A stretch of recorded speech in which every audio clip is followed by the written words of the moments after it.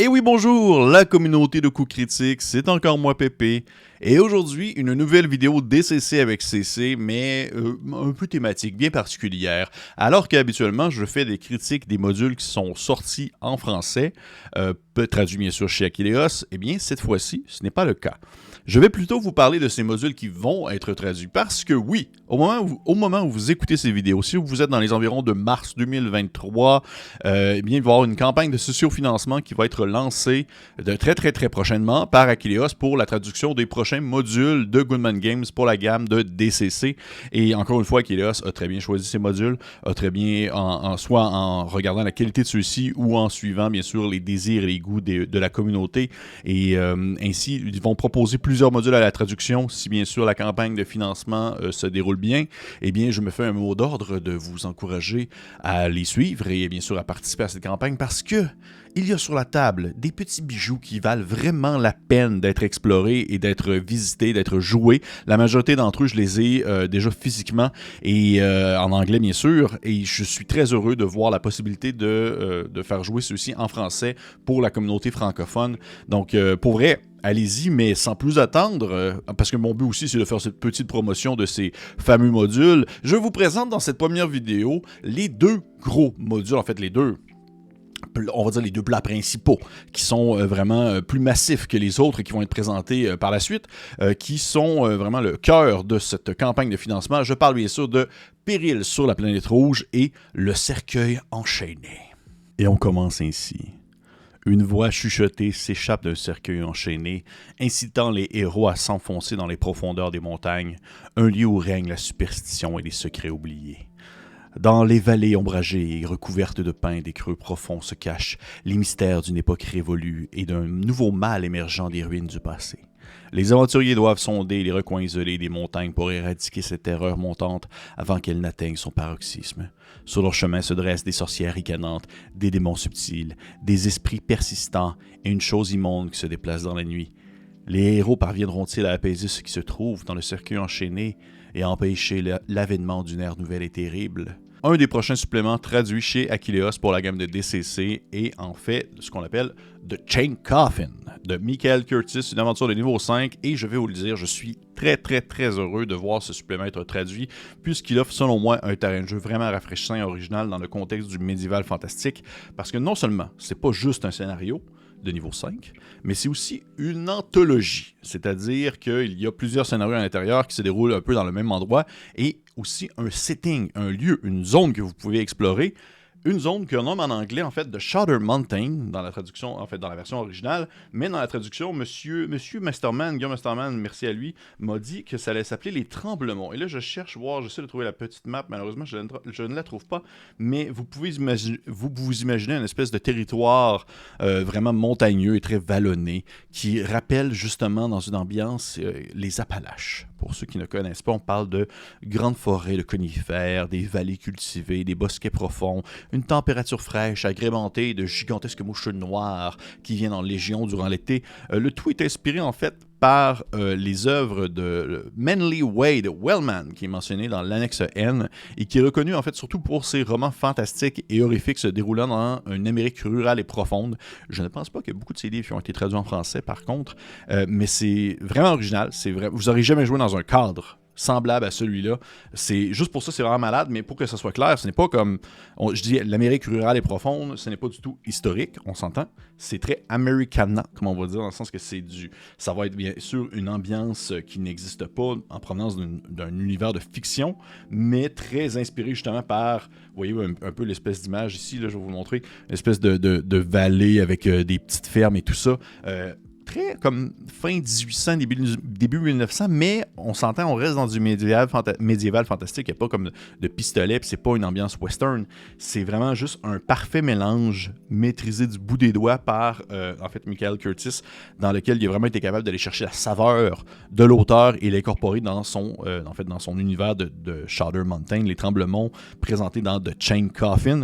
Et vous aurez jamais joué dans un cadre semblable à celui-là, parce que qui dit cadre de jeu dit nouvelles possibilités. Il y a plusieurs choses là-dedans. Oui, il y a l'aventure de niveau 5, il y a l'anthologie avec toutes les aventures on va dire, qui sont présentés, qui vont de funnel, bien sûr, un entonnoir de niveau 0, 1, 2, 3, 4, 5 aussi, mais The Chain Coffin est vraiment l'aventure principale, mais bien sûr, les autres, vous pouvez les agrémenter un peu partout où vous voulez. Il y a aussi des petites rencontres bonus qui sont très thématiques aussi à l'univers qui est présenté dans The Chain Coffin. On parle aussi, en fait, de nouvelles possibilités, entre autres, parce que c'est un setting, donc il n'y a pas juste des aventures, il y a des nouveaux contextes, il y a des nouvelles créatures, bien sûr, il y a un nouveau patron. En fait, je pense même qu'il y en a deux, mais celui qui m'a marqué le plus, c'est Modeka, qui est représenté, selon moi, qui représente, en fait, selon moi, un hommage au diable des contes du folklore, celui-même qui va vous rejoindre dans un recoin, un croisement de sentiers afin de vous d'être vil tentateur qui peut vous offrir de grands pouvoirs en échange de votre âme. C'est un des nouveaux patrons qui va être proposé. Il y a bien sûr des nouvelles créatures, telles le Beer Bones, qui est, je suis persuadé, un hommage au monstre Pumpkinhead du film portant le même nom.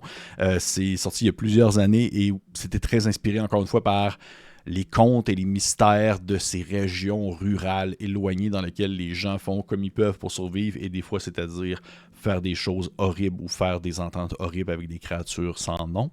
Il y a des nouvelles informations, ça c'est très cool, chose que je voulais mentionner, il y a des nouvelles informations qui parlent de l'agriculture sur, on va dire, la recherche d'ingrédients pour des poisons, pour des remèdes et même d'autres choses dans ce sens-là, comme la gestion des terres et tout ça. Il y a comme une espèce de je ne me rappelle plus comment est-ce qu'il l'appelle en anglais, mais c'est une espèce une petite compilation pour pouvoir en fait vous expliquer le fonctionnement de la terre et comment ça peut fonctionner dans le contexte des Shatter Mountain, des tremblements. Et là, j'ai trouvé la carte que je voulais. Cette carte-ci, oh, regardez ça.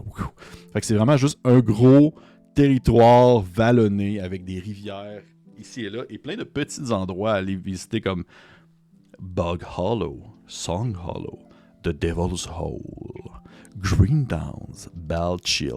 Je sais pas, puis là, je suis curieux d'avoir l'avis de mes cousins français qui vont découvrir cet univers-là, puis juste avec la présentation que je vous en fais et les informations que je vous le mentionne, je suis curieux de savoir si de votre point de vue, vous êtes un peu familier avec cette espèce justement d'ambiance rurale américaine, horrifique, fantastique, que justement on peut voir dans certains films ou dans certains romans de fiction, parce que de ma réalité québécoise, canadienne, nord-américaine, je connaissais déjà un peu ça, puis pour ça, mais je suis très familier avec le style, avec le genre, et justement ça me stimule beaucoup de voir ce supplément-là arriver, parce que je trouve que c'est un merveilleux terrain de jeu, mais je serais curieux pour vous. Est-ce que c'était quelque chose de très commun? Est-ce que c'est quelque chose qu'on voit souvent dans les représentations, dans la fiction ou autre? Et si ce n'est pas le cas, bien pour vrai, vous allez être complètement, on va dire, renouvelé avec cette expérience-là, parce que vous allez vivre une mise en contexte et une aventure, une ambiance que vous n'aurez jamais ou très peu vue de votre vie, si c'est le cas. Mais comme je le mentionne, il y a justement d'autres aventures à l'intérieur. Il n'y a pas seulement The Chain Coffin, il y a aussi The Witch Band of Darkweather Mountain, une aventure de niveau 4. Il y a bien sûr l'entonnoir, comme je l'ai mentionné, et je sais pas jusqu'où, par exemple, va aller la traduction d'Aquileos. Fait que je sais pas si tout ça va être présent. Je pense qu'ils vont pouvoir vous le répondre durant la campagne de sous-financement, mais tout simplement, en fait, pour le dire que, selon moi, ça vaut amplement la peine. Michael Curtis est, selon un bon auteur, un auteur que j'apprécie bien. C'est pas Holly Stroh qui est, selon moi, la top du top de la crème, mais la richesse du supplément de Le Cercueil Enchaîné, ça ne se vit pas uniquement via ses aventures, surtout pas en fait, mais c'est bien sûr dans son contexte de jeu. C'est je le répète encore une fois, un incroyable terrain de jeu qui va sointer de sa thématique et qui va vous donner l'envie d'explorer de plus en plus ce lieu dans lequel vos aventuriers vont pouvoir monter de niveau, potentiellement mourir, faire des ententes avec des créatures qui vivent dans les bois profonds. Et c'est, encore une fois, bravo à Kéléos pour la traduction. Ça, c'est vraiment... je suis excité de voir où est-ce que ça va aller. C'est un livre plein à craquer d'éléments de l'univers qu'on retrouve dans pratiquement aucun cadre de jeu. C'est un incontournable et c'est pourquoi c'est le premier des deux gros suppléments que je voulais vous présenter aujourd'hui dans cette vidéo. Deuxième gros supplément qui va être financé et traduit chez Aquileos lors de la campagne de financement, il s'agit de Péril sur la planète pourpre, une aventure space fantasy écrite par Holly Stroh en personne pour niveau 4. Le tout a été publié sous la forme d'un coffret qui contient plusieurs livrets et documents qui servent en fait à donner de la substance à la planète pourpre, parce que oui, tout comme le cercueil enchaîné, même si on est très loin de la même thématique, on s'entend, Péril sur la planète pourpre est une compilation qui propose des aventures, mais aussi un contexte de jeu, celui de la fameuse planète. On trouve donc dans le coffret Les tombes perdues des anciens, qui est plusieurs aventures de différents niveaux, un livret de référence pour la planète pourpre avec la nouvelle classe, les kits, qui est l'espèce présente sur la planète.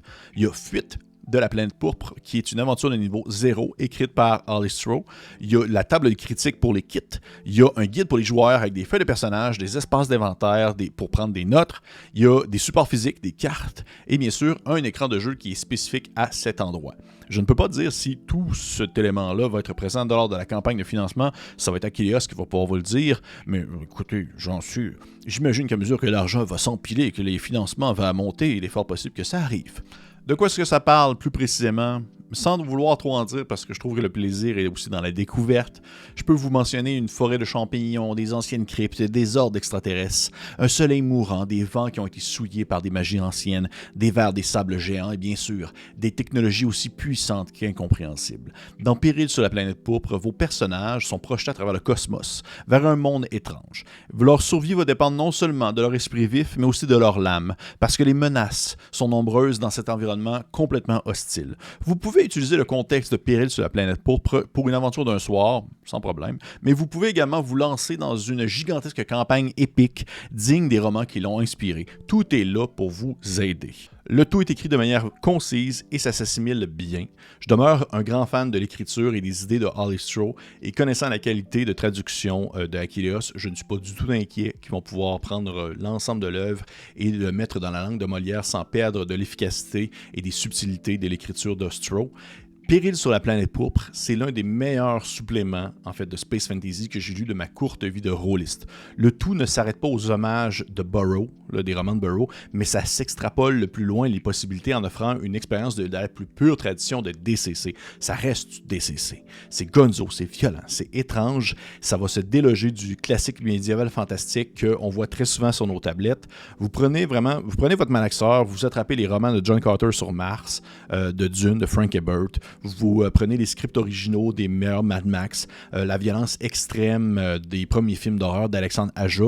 Vous rajoutez un galon de la qualité d'écriture de Goodman Games et des idées, en plus bien sûr de la qualité de traduction de Achilleos, et vous obtenez Péril sur la planète pourpre, l'excellence et le merveilleux, comme ça peut se présenter dans un supplément de jeu de rôle. Vous ne voulez pas passer à côté de ça. Donc, ça ressemble un peu à ça. Péril sur la planète pourpre et aussi également celui que je possède ici physiquement en anglais, le cercueil enchaîné de Chain Coffin, Péril sur la planète pourpre de Alice Stroh, compilation, aventure, setting, le cercueil enchaîné, compilation, aventure et aussi une mise en contexte, deux univers que vous pouvez intégrer dans vos parties de DCC. Pour moi, c'est un peu une des seules choses qui manquait en fait, en français, même si DCC, ça encourage justement la production, la création personnelle et les micro-univers de Chain Coffin et Péril sur la planète pourpre, c'est deux mises en place super originales, vraiment différentes l'une de l'autre, qui vont vous permettre de vous lancer dans des aventures de DCC jusqu'à en perdre la tête. Fait que manquez pas ça. Fait que, hey, ça fait un peu le tour. Moi, je suis vraiment excité de voir la suite des choses. On va assurément se retrouver dans une autre vidéo pour parler des autres modules qui vont être traduits aussi lors de la campagne de financement. Et si jamais ça vous intéresse, allez voir les autres vidéos. J'ai fait des critiques aussi sur les autres modules de DCC sortis en français. Je vais faire le tour. Il y en a plusieurs. Puis je vais continuer sur cet élan-là en partageant aussi les autres modules que j'ai trouvé intéressants. Vous pouvez liker, partager, commenter, laisser un petit pouce vers le haut, un petit commentaire si vous avez des questions. Ça me fait plaisir de répondre. Et on se dit à la prochaine fois.